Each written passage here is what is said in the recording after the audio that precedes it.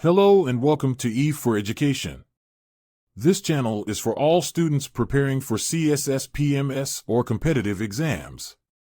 The channel benefits the history, politics, and social sciences students equally. So if you still need to subscribe to our channel, subscribe now and press the bell icon.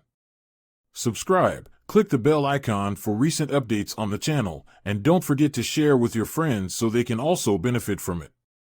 Thank you. Let's start our today's lecture now. हम लोग शुरू करते हैं। हमारे आज के lecture में हम लोग टाइम प्लानिंग डिस्कस करेंगे, हम लोग टॉपिक सिलेक्शन डिस्कस करेंगे और फिर हम लोग आउटलाइन बनाने का प्रोसीजर देखेंगे कि कैसे बनानी है। टाइम प्लानिंग एक जर्नल, उसके बारे में आपको आइडिया दूंगा, एक मैं उसे डाइसेक्ट करके आपको बता सकता हूं कि इस तरह आप टाइम प्लान कर सकते हो, लेकिन ये आप लोगों के लिए कंपल्सरी नहीं है कि आपने इसी टाइम फ्रेम को और इसी डाइसेक्शन को फॉलो करना है। आप अपना खुद से भी कुछ डिवाइस कर सकते हैं as per your expertise and needs. जो मैंने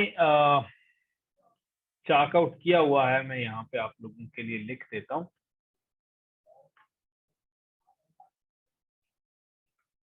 ये मैंने शेयर कर दिया है।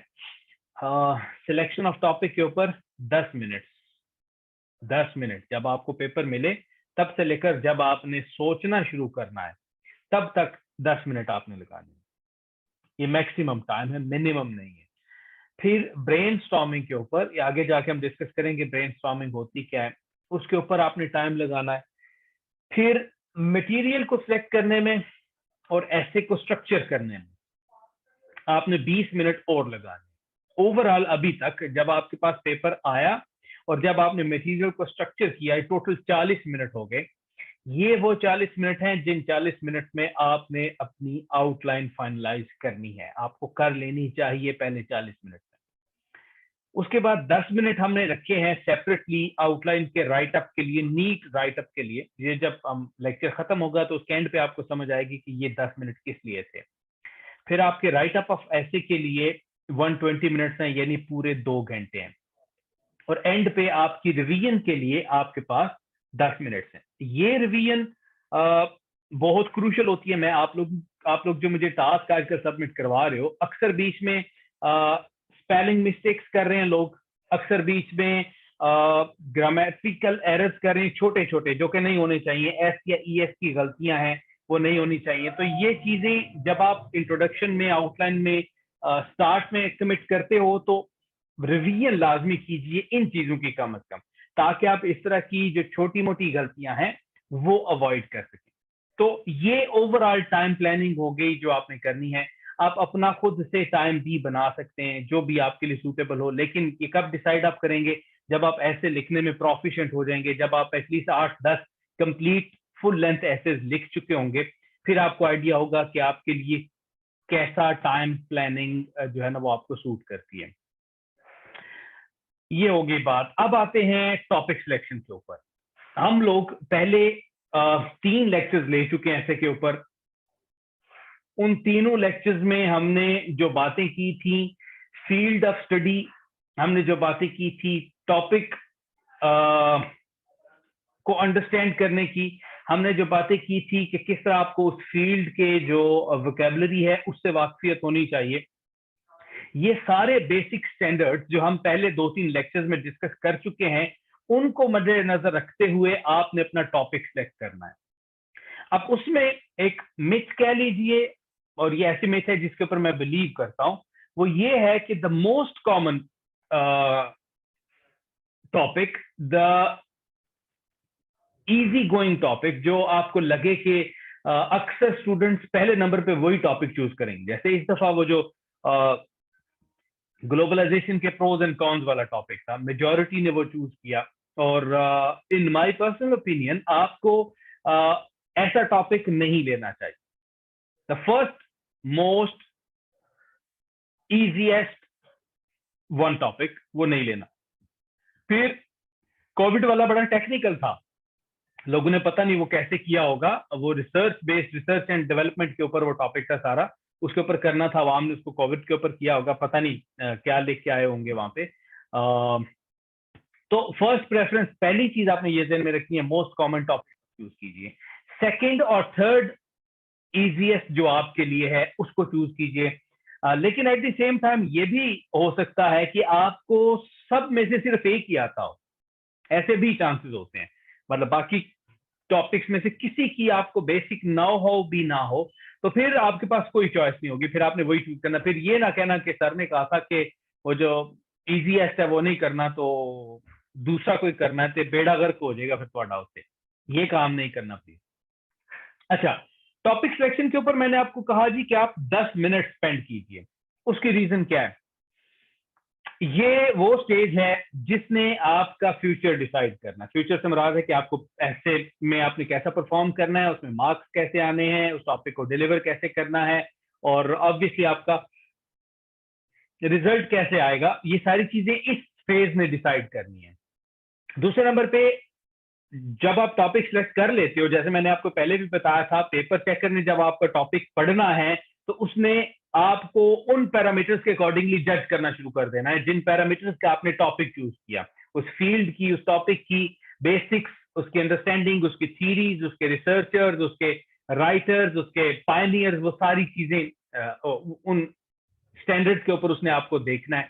इसलिए भी ये इंपॉर्टेंट है कि आप इसके ऊपर टाइम दें। फिर 10 मिनट मैंने इसलिए भी दिए कि sometimes you are confuse between two topics. दो ऐसे टॉपिक होते हैं जो आपको लगता है कि आपको दोनों बहुत अच्छे आते हैं, उन दोनों में से आप डिसाइड नहीं कर पाते, तो आपको ब्लाइंडली डिसाइड नहीं करना चाहिए। मतलब कि बस ये दूसरा कर लेता हूं या ये मैं पहला कर लेता हूं, ये काम नहीं करना चाहिए। आपको करना क्या चाहिए? दोनों टॉपिक्स के ऊपर थोड़ा थोड़ा सोचना चाहिए, एक एक दो दो मिनट, और जिसके रिलेटेड ज्यादा क्वालिटी मटेरियल आपके पास हो, जिससे रिलेटेड ज्यादा content and at the same time references आपके पास हो, जो आपके एनालिसिस को, जो आपके राइटअप को ऑब्जेक्टिव बनाते हैं। जितना ज्यादा जिस टॉपिक आपके पास है उस टॉपिक को फाइनलाइज कीजिए। इसलिए भी आपने वो उसके ऊपर 8 से 10 मिनट लगाने हैं। आपके इर्द गिर्द बैठे हुए लोग पहले 5 मिनट के बाद ही आपको लिखते हुए नजर आएंगे। They will start writing, they will start literally, they will start writing ऐसे फ्रॉम नीट साइड। अभी उन्होंने कोई ब्रेनस्टॉर्मिंग नहीं की, कुछ सोचा नहीं है, उन्होंने बस लिखना शुरू कर दिया है। उनको देखकर परेशान मत होइएगा। वो आधी उनमें से आवाम वो होती है जो बस इंजॉय करने आई हुई होती है, आधी आवाम वो होती है जिसने ये देखना होता है यार चलो पेपर देखते हैं क्या बनता है। ठीक है, जो बंदा प्रॉपर वे को लेकर नहीं चल रहा ना, जो बंदा प्रॉपरली, मतलब यही दो पेपर हैं जिन्होंने आपका सीएसएस के जर्नी का फ्यूचर डिसाइड करना है। इन्हीं में अगर आपने सोचना नहीं है, इन्हीं में अगर आपने प्लान नहीं करना, तो फिर आपने प्लान करना कहाँ पे है? तो if anybody around you is going on without any planning, तो उससे आपने इन्फ्लुएंस नहीं होना। आपने अपने आप को ये नहीं महसूस करना यार मुझे तो आता नहीं है, आवाम देखो किधर पहुंच गई है, ऐसा कुछ भी नहीं होता।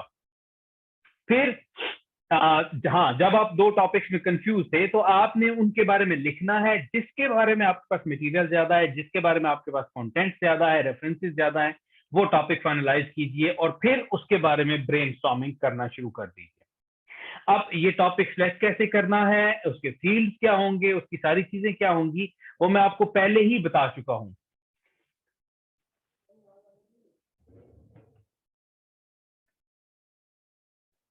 एक मिनट रुकिएगा। तेरी गड्डी दी पिछली सीट ते वे, आहो ओदे पिछली सीट ते मेरा चार्जर पे है।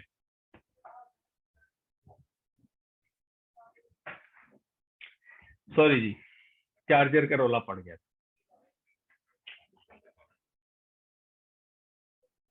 पिछले लेक्चर नहीं, फेसबुक पे नहीं पड़े हुए, एंड पे बताऊंगा किधर पड़े हुए हैं। अब आते हैं आउटलाइन मेकिंग की तरफ, कि आपने कैसे बनानी है और डिफरेंट उसमें वेज क्या क्या है।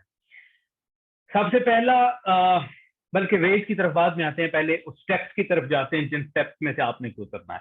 इनिशियली स्टार्ट में आपको 4 स्टेप्स में से गुजरना है, लेकिन विद प्रैक्टिस आप उनमें से एक स्टेप बाद में मिस कर सकते हैं, स्किप कर सकते हैं। वो 4 स्टेप कौन कौन से हैं वो मैं आपको समझा देता हूँ। The first step is called brainstorming. Once you're done with your topic, जब आपने टॉपिक सोच लिया, फाइनलाइज कर लिया, अभी प्रैक्टिस के लिए और तरीकाकार है। जब आप पेपर में बैठे हुए होंगे तब आपके लिए और तरीकाकार है। प्रैक्टिस के लिए तरीकाकार ये है कि जब आपने टॉपिक फाइनलाइज कर लिया है तो आपने उसको डाइसेक्ट करना है, मतलब उसके डिफरेंट हिस्से देखने हैं, उसको जनरलाइज कर लेना है, स्पेसिफिक नहीं करना।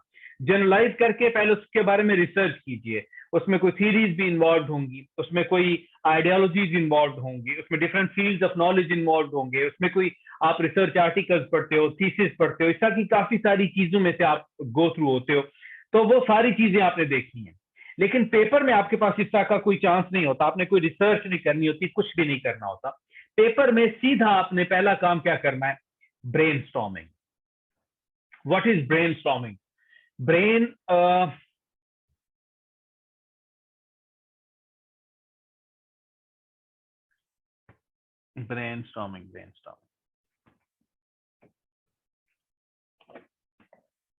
ये डब्बा फर्ज करें आपका ब्रेन है, ठीक है, इसके अंदर आपका ब्रेन पड़ा हुआ है। अब आपने करना क्या है? हम लोग पंजाबी में उसे वाबरुल्ला कहते हैं। जिस तरह हम लोग कार्टून्स में देखते हैं या इंग्लिश मूवीज में देखते हैं, एक फनल शेप्ड हरिकेन होता है, ऐसे इस तरह की शेप में, इस शेप में, ठीक है, ऊपर से तूफान ऐसे वो गोल गोल घूम रहा होता है और वो तबाही मचाता जाता है जिधर भी जाता है। आपने बेसिकली आपका ब्रेन को आपने वो टॉपिक दिया, अब इस टॉपिक का काम क्या है? उस फनल की तरह इसमें घूमना शुरू कर दें। इसमें जब आपका टॉपिक घूम रहा है ना, तो आपके ब्रेन के इची बिची कॉर्नर में जहां जहां भी उस टॉपिक से रिलेटेड कोई भी किसी किस्म की भी इंफॉर्मेशन पड़ी हुई है, आपका ब्रेन, वो जिस तरह हम शापर में से कपड़े उठार के ऐसे बाहर फेंक रहे होते हैं ना, आपका ब्रेन इस तरह वो इंफॉर्मेशन बाहर फेंक रहा होता है आपके लिए, जो आपके सबकॉन्शियस में पड़ी हुई होती है, जो आपको उस वक्त याद करने पे याद आ रही होती है। आपका ब्रेन वो पॉइंट्स आपकी तरफ फेंक रहा है। अब आपने करना क्या है? अब जो आंसरिंग शीट है आपकी, उसकी बैक साइड पे चले जाना है और उसके ऊपर वो तमाम पॉइंट्स जो आपका ब्रेन आपको दे रहा है उनको लिखना शुरू कर देना। आपने ये नहीं सोचना कि टाइम कितना हो गया है, आपने ये नहीं सोचना ये पॉइंट रेलिवेंट है या नहीं है, आपने ये नहीं सोचना इस पॉइंट को मैंने नंबरिंग देनी है या नहीं देनी, आपने कोई भी चीज नहीं सोचनी, सिर्फ और सिर्फ अपने ब्रेन को वो टॉपिक आपने देख रखना है। फर्ज करें ये वो टॉपिक है, आपके ब्रेन में घूमता जा रहा है, ये घूम रहा है, ठीक है। अब मीनवाइल आप एक और क्वेश्चन अपने ब्रेन को करते हो। वो क्वेश्चन क्या है कि क्या ये आर्गुमेंट जो अभी इसने मुझे दिया है ब्रेन ने, क्या ये रेलिवेंट है या नहीं है? आपके ब्रेन को सोचने के लिए एक और चीज मिल गई, दो हो गई। फिर आप कहते हो कि इसको मैं नंबर कौन सा दूं, नंबर 2 पे रखूं, नंबर 3 पे रखूं। आपके ब्रेन को सोचने के लिए तीसरी चीज भी मिल गई। अब होता क्या है कि ह्यूमन ब्रेन में ऐसी कैपेबिलिटी कोई नहीं है कि एट ए टाइम 3 चीजों के बारे में सोचे। या तो वो टॉपिक के बारे में सोचेगा, अगर वो टॉपिक के बारे में नहीं सोच रहा तो फिर वो उसकी रेलिवेंस के बारे में सोचेगा, अगर वो भी नहीं सोच रहा तो फिर वो उसकी वो नंबरिंग उसको कौन सी देनी है उसके बारे में सोच रहा है। जबकि असल आपका टारगेट क्या था? इसके बारे में सोचना। ये इसको आपने साइडलाइन कर दिया। आपने अपने ब्रेन को पूछा यार ये आर्गुमेंट रेलिवेंट है मेरे टॉपिक के या नहीं। आपका ब्रेन इसके बारे में सोचना छोड़ देगा और उसकी रेलिवेंस के बारे में सोचना शुरू कर देगा कि ये टॉपिक से कितना रेलिवेंट है। यहां पे इस स्टेज पे आपने ऐसा कोई काम नहीं करना। इस स्टेज पे सिर्फ और सिर्फ ब्रेन को ये पेंसिल देकर रखनी है और इससे रिलेटेड जो भी आर्गुमेंट आता जाता है उन आर्गुमेंट्स को रफ फॉर्म में जिस मर्जी तरीके से आप लिखना चाहें आप लिख सकते हो। एक ही पेज है, उसके ऊपर दाएं बाएं इधर उधर जैसे भी आर्गुमेंट्स देने आप दे सकते हैं। You don't have to number them, you don't have to prioritise them, you don't have to do anything about them. इनको जंबल्ड आपने रखना है, कोई सीक्वेंस नहीं देना। इस सारे प्रोसीजर को ब्रेनस्टॉर्मिंग कहते हैं। मतलब जो थॉट प्रोसेस होता है आपका किसी भी टॉपिक को लेकर विदाउट क्वेश्चनिंग योर ब्रेन, उसको आप ब्रेनस्टॉर्मिंग कहते हो।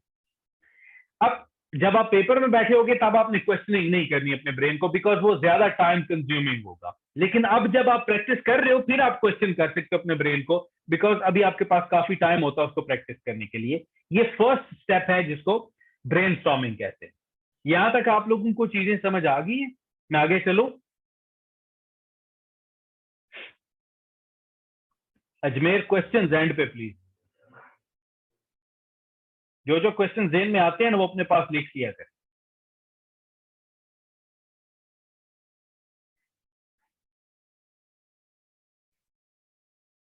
ठीक हो गया।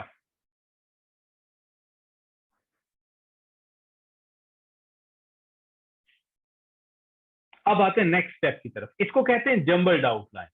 वेरी सिंपल स्टेप, कोई इसमें कॉम्प्लिकेशन नहीं है।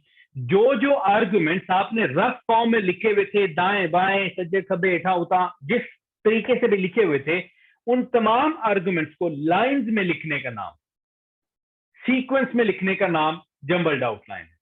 यहां पे भी आपने प्रायोरिटी के बारे में नहीं सोचना। जितने भी पॉइंट्स आपको ब्रेनस्टॉर्मिंग से मिले थे वो सारे के सारे लिखने हैं, उनको कोई नंबरिंग नहीं देनी। ये स्टेप करते हुए मतलब जब आपने ब्रेनस्टॉर्मिंग छोड़ दी तो आपने ये नहीं समझना कि उसके बाद नए आइडियाज आपके ब्रेन में नहीं आएंगे।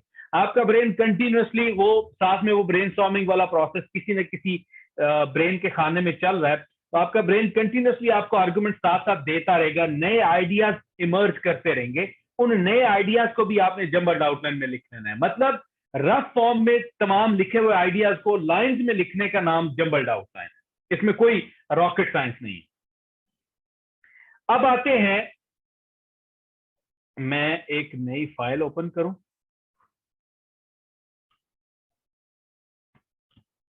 ब्लैंक डॉक्यूमेंट, ये आ गया। अब अगला स्टेप है, and this is the most important step, इसको कहते हैं रफ आउटलाइन। आप लोगों के साथ मैं स्क्रीन शेयर कर रहा हूं।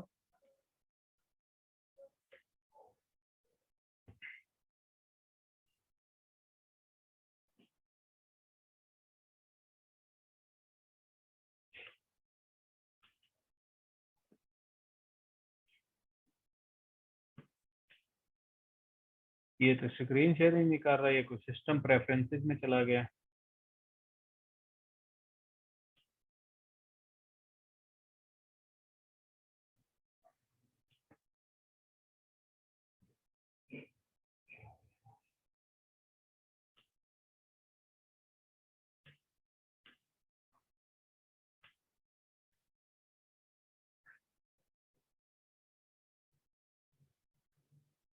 नौजवानों, स्क्रीन शेयरिंग कैसे होती है?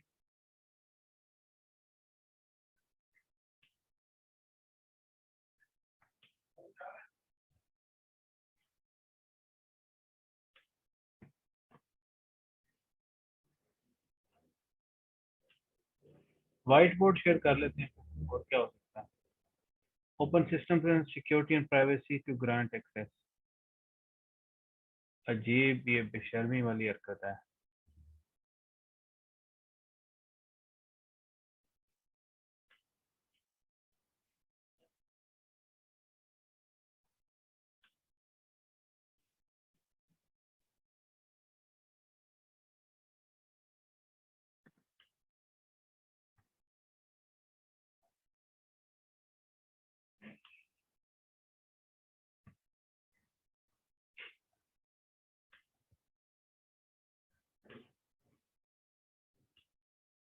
आप देखें, स्क्रीन शेयरिंग शुरू हुई है।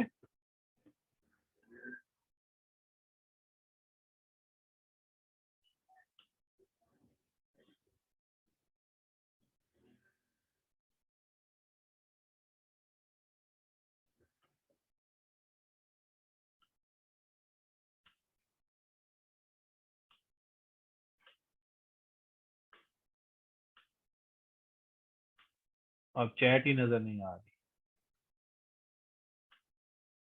यस सर, हो गई है सर। हो गई है, शुक्र अल्हम्दुलिल्लाह।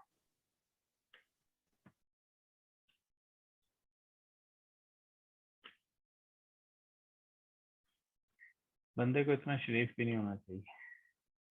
अच्छा जी, अब हम आते हैं जो हमारा थर्ड स्टेप था, इसको मैंने नाम दिया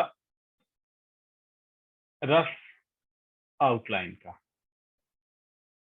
ये हमारा थर्ड स्टेप। आपने करना क्या है, आपने 4 से 5 interactive and attractive pillars of the essay बनाने हैं। अब ये सारी टर्म्स मैं एक्सप्लेन करूंगा। इंटरेक्टिव एंड अट्रैक्टिव पिलर्स, पहले तो एक्सप्लेन करते हैं पिलर्स ऑफ द एसे क्या होते हैं। आपको जब कहा जाता है कि आपको 10 मरले का प्लॉट दिया गया और आपको कहा गया जी कि आपने इस पे घर बनाना है, उसके लिए प्रोसीजर क्या है? सबसे पहला प्रोसीजर आपका ये होगा कि आप अपने घर का मैप डिफाइन करेंगे, और मैप डिफाइन जब हो जाएगा उसके बाद आप उसकी दीवारें बनाएंगे, ठीक है। अब उन दीवारों में बेसिकली आप पिलर खड़े कर, दीवार इटसेल्फ एक पिलर होता है। आप कर क्या रहे हो? आप डिफाइन कर रहे हो कि किस चीज को कितनी जगह मैंने देनी है। लाइक ये जगह इतनी सी एरिया, ये हमारा गैराज हो सकता है, ये लॉन हो सकता है, ये ड्राइंग रूम है, ये लिविंग रूम है, ये है, ये वो है, ये सारी चीजें ओवरऑल आपने पूरे वो 10 मरले की एरिया को डिफाइन कर दिया। That is what you have to do in your outline. आपने पेपर चेकर के लिए, रीडर के लिए ये ईज ऑफ एक्सेस पैदा करनी है कि उसको पता चल जाए कि आपने अपने पैरामीटर्स कौन कौन से डिफाइन किए, कौन कौन सी अपनी बाउंड्रीज डिफाइन किए जिनके अंदर रहकर आप अपना टॉपिक फाइनलाइज करोगे, ठीक है। फॉर एग्जाम्पल टॉपिक आ जाता है जी पॉवर्टी एलिविएशन। पॉवर्टी को कैसे एलिविएट किया जा सकता है, ठीक है। इससे रिलेटेड आप पिलर्स क्या बना सकते हैं?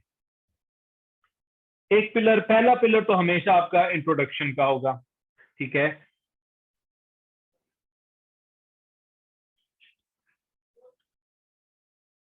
इसके बाद मेन पिलर हम बनाएंगे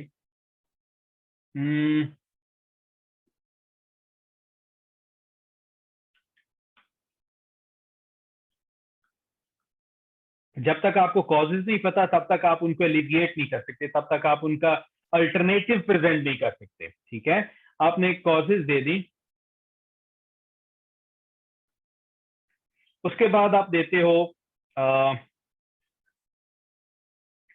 remedial measures to alleviate poverty। इसके नीचे आपने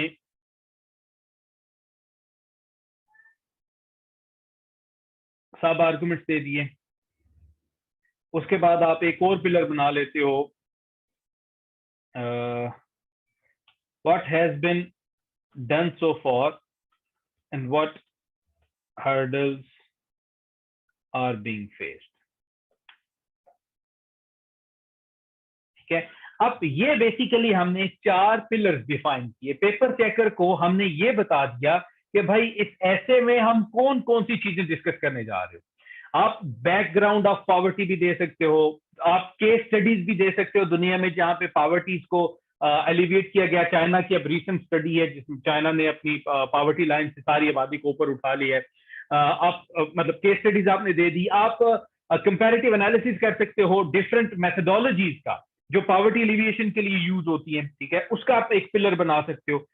तो ये मैंने जस्ट आपको मिसाल के तौर पर ये 4 पिलर्स आपको बना के दिखाए ताकि हमें पता चल जाए, जो रीडर है उसको पता चल जाए कि भाई जो राइटर था वो अपने ऐसे को कहां कहां किस किस एंगल तक लिमिटेड रखना चाहता। अब मैंने ये 4 दिए ना, मैंने केस स्टडीज भी नहीं दी, मैंने वो क्या उसे कहते हैं डिफरेंट मेथोडोलॉजीज का कंपैरिजन भी नहीं दिया, सक्सेसफुल एंड फेल्ड मेथोडोलॉजीज भी नहीं दी। हालांकि मैं वो भी ऐड कर सकता हूं, इनमें से कोई चीज स्किप भी कर सकता हूं। इट्स टोटली माय चॉइस कि मैं पेपर चेकर को कहां तक लिमिटेड रखना चाहता हूं। ये जो 4-5 बनाए हैं मैंने, इनको हम कहते हैं पिलर्स ऑफ द एसे। अब ऊपर मैंने बात की थी आप लोगों को बताने के लिए इंटरेक्टिव एंड अट्रैक्टिव पिलर्स।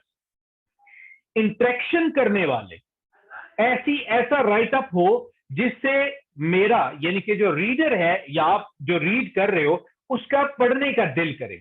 अब फर्ज करें मैंने लिखा है कॉजेज ऑफ पॉवर्टी, इसी के जगह अगर हम इसको मजीद कुछ बेहतर बनाना चाहें हम क्या लिख सकते हैं? हम ये लिख सकते हैं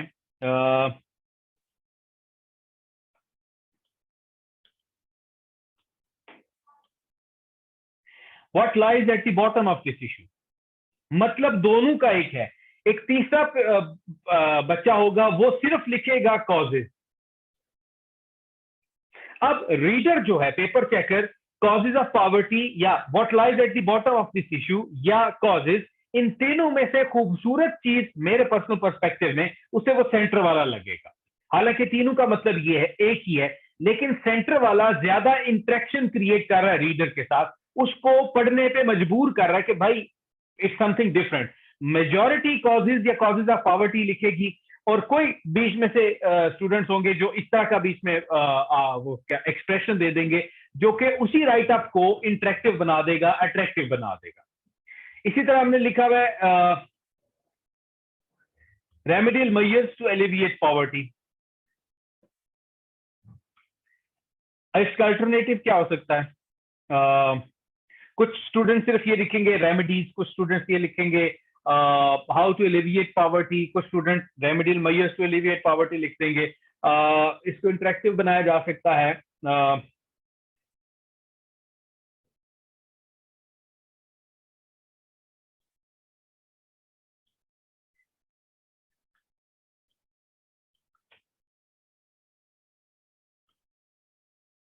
how this means can be countered, मतलब इसका भी यही है कि हम अब तरीके बताने जा रहे हैं किस तरह इसको बेहतर बनाया जा सकता है, लेकिन कहने का अंदाज थोड़ा सा डिफरेंट हो गया।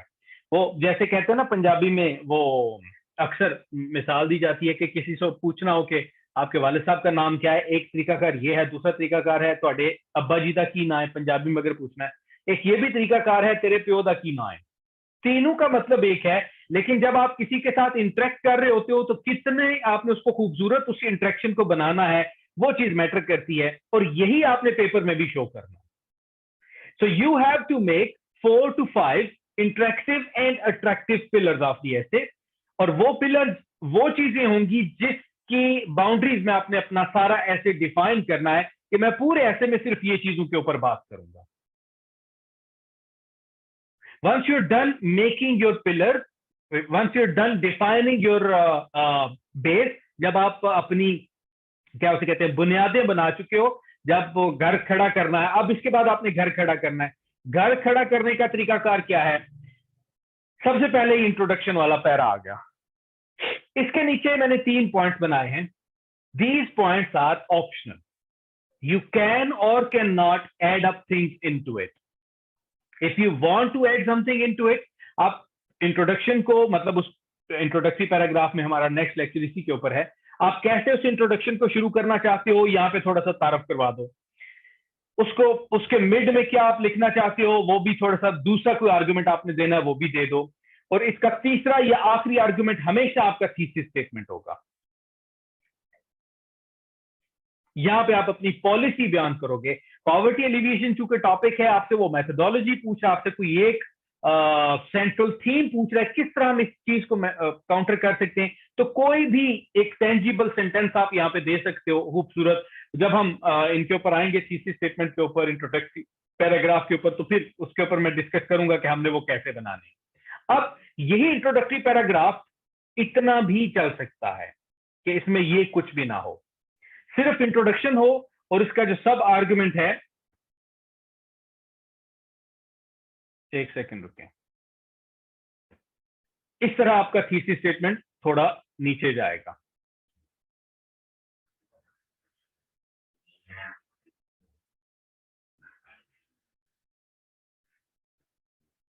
ऐसे होगा, ये आपका इंट्रोडक्शन है, इस तरह आपका थीसिस स्टेटमेंट, मतलब थोड़ा सा आगे होगा। आपने शो ये करना है कि ये उसका सब आर्गुमेंट है, ये इटसेल्फ एक पिलर नहीं है, ये इंट्रोडक्शन का एक सब आर्गुमेंट है, और इसके नीचे आप थीसिस स्टेटमेंट लिखेंगे। अगर आपने यहाँ पे हेडिंग देनी है तो थीसिस स्टेटमेंट लिखनी है, अगर कोई हेडिंग नहीं देनी, थर्ड ऑप्शन आपके पास ये भी है कि जस्ट ये पिलर बना दे, बस इंट्रोडक्शन लिखा हुआ हो और उससे नीचे अगला पिलर आपका शुरू हो जाएगा। अब आपने क्या करना है, ये जितने भी पिलर्स हैं, एक कॉजेज वाला पिलर है, आपने जितनी ब्रेनस्टॉर्मिंग की थी, जितने आपने उसमें से पॉइंट्स आपके पास आए थे, उनमें से जो जो आर्गुमेंट्स आपकी कॉजेज हैं, जो जो आर्गुमेंट्स आपकी रीजंस हैं, वो सारे आर्गुमेंट्स यहाँ पे बारी बारी लिखते हैं। 1 2 3 4, यहाँ पे पहला आपने आर्गुमेंट लिख दिया, ये एक है, दूसरा लिख दिया, तीसरा लिख दिया, चौथा लिख दिया, पांचवां लिख दिया। आपने 5 आर्गुमेंट्स लिख दिए। Now keep one thing in mind, ये जो आपके पिलर्स है ना, they don't represent a paragraph. ये एक पूरे बॉडी ऑफ द ऐसे के एक सेक्शन को प्रेजेंट कर रहे होते हैं, और उस सेक्शन में ये जो आर्गुमेंट्स आपके ये 5, ये आपके 5 पैराग्राफ प्रेजेंट कर, मतलब 5 पैराग्राफ आपके कॉजेज वाले में है, 5-6 पैराग्राफ रेमेडियल मेजर्स में है, आगे 3-4 आर्गुमेंट्स अगले के नीचे भी होंगे, वो टोटल पैराग्राफ होंगे। इस तरह आप नंबर ऑफ पैराग्राफ डिफाइन करते हो आप। सो अगर पेपर चेकर का दिल करेगा ना कि उसने ये वाला आर्गुमेंट पढ़ना है, तो वो ऑटोमेटिकली आपके बॉडी ऑफ द एसे में 3rd पैराग्राफ पे चला जाएगा उस आर्गुमेंट को पढ़ने के लिए। उससे फर्क करें ये आर्गुमेंट सिर्फ पढ़ना है, उसे और किसी चीज में इंटरेस्ट नहीं है, उसके बाद बाकी चीजें आपकी सारी पसंद आई, तो वो ऑटोमेटिकली आपके 1 2 3 4 5 5वें paragraph body of the essay में चला जाएगा। That is how your paragraphing is defined. फिर आप क्या करेंगे, जो रेमेडियल मेजर्स हैं उनके आर्गुमेंट्स यहां पे दे देंगे। ये आपने सारे दे दिए। इसके बाद मैं आपको टास्क दूंगा, आपने उसके ऊपर आउटलाइन बनानी है और सबमिट करवानी है, वो मैं चेक करूंगा और फिर हम आगे चलेंगे। ये हो गए। इसके बाद इसी तरह 4-5 आर्गुमेंट आपके यहाँ पे हैं, 1 2 3, और लाजमी नहीं 5 होंगे, किसी में 3 हो सकते हैं, किसी में 8 हो सकते हैं, किसी में 2 हो सकते हैं। It's totally up to you, जो भी आप डिसाइड करें। अब आपने करना क्या होता है, यहीं पे जब आप रफ आउटलाइन लिख रहे होते हो, आपने यहां पे अब चीजों को प्रायोरिटाइज भी करना है। प्रायोरिटाइज करने से क्या मराद है, फॉर एग्जांपल आपको ये लगता है कि ये जो है 5वीं cause, this is the most pressing cause, ये सबसे इंपॉर्टेंट कॉज है, ये एक मेन रीजन है जिसकी वजह से पॉवर्टी फैल रही है, तो ये असूली तौर पर नंबर 1 पे होनी चाहिए, सबसे पहले आप इसको डिस्कस करना चाहिए। तो आप क्या करेंगे, इसके आगे ब्रैकेट में 1 लिखते हैं, ये आपकी नंबर 3 पे होनी चाहिए, इसके आगे 3 लिखते हैं। ये आपकी नंबर 5 पे होनी चाहिए, इसके आगे 5 लिखते हैं।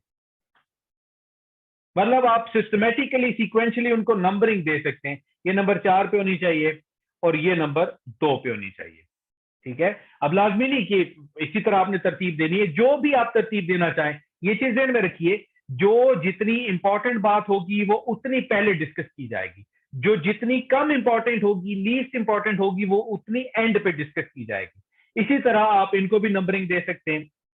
ये नंबरिंग हम सिर्फ और सिर्फ इसलिए दे रहे हैं कि ये आपके आपने अभी फाइनल आउटलाइन नहीं बनाई, ये रफ आउटलाइन है। यहां तक आप लोगों को समझ आ गई। यहाँ पे कटिंग अलाउड है, आप कुछ भी कट करना चाहें, कुछ भी आर्गुमेंट्स को ऊपर नीचे शिफ्ट करना चाहें आप कर सकते हैं, किसी आर्गुमेंट्स के ऊपर लाइन फेरना चाहें कर सकते हैं। नए arguments, again I will repeat, नए आर्गुमेंट्स आपके माइंड में आएंगे, आप वो भी इसमें एड अप कर सकते हो।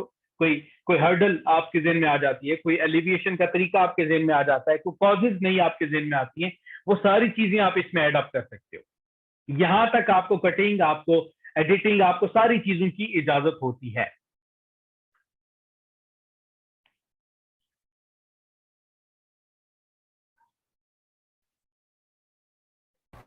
अस्सलाम वालेकुम सर। सर ये काइंडली इतना बता दें कि कुछ वो एक दो उसमें ये भी मेथड बताए गए कि thesis statement is not so important, तो क्या ये बात मतलब वो कहते हैं कि अगर आप थीसिस स्टेटमेंट ना भी लिखें, डायरेक्ट इंट्रोडक्शन की हेडिंग दे के उसके बाद जो है फिर दूसरी फॉर एग्जांपल कॉजेज की लेके उसके अंदर जो उसके सब वो हैं पॉइंट्स हैं वो लिख के और आगे से शुरू हो जाए, तो सर इसमें क्या कितना मतलब हुआ है?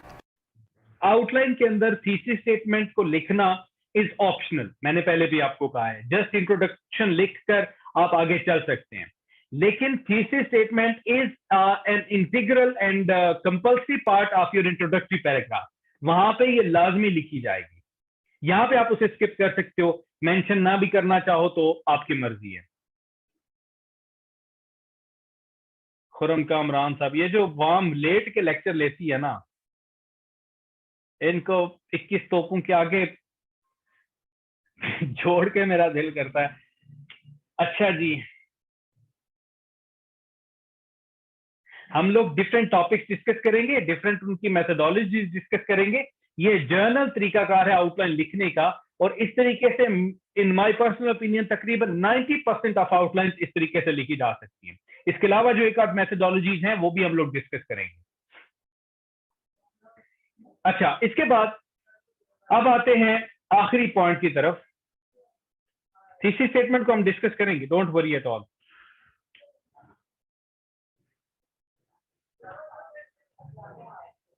Last point is final outline. आपने उसी रफ आउटलाइन से आंसरिंग शीट की बैक साइड पे ही अपनी नीट और फाइनल आउटलाइन बनानी है। ये किस मेथोडोलॉजी किस पैटर्न पे बनेंगी?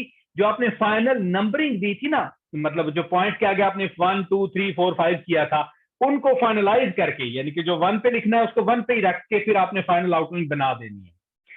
आपने अभी तक इस आउटलाइन को फ्रंट पे, यानी कि जो नीट साइड है उस पे नहीं लिखना। ये क्लास खत्म हो जाएगी तो हम दोबारा यहीं से स्टार्ट करेंगे।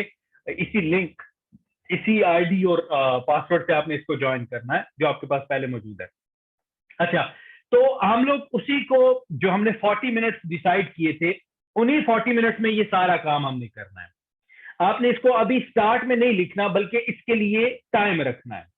और वो टाइम क्यों रखना है, मैं कॉल डिस्कनेक्ट करता हूं, अगले पॉइंट में एक्सप्लेन करता हूं। And this was all about today's lecture. See you next time. And remember to like the video, subscribe to the channel, and press the bell icon for the latest updates. And share it with your friends.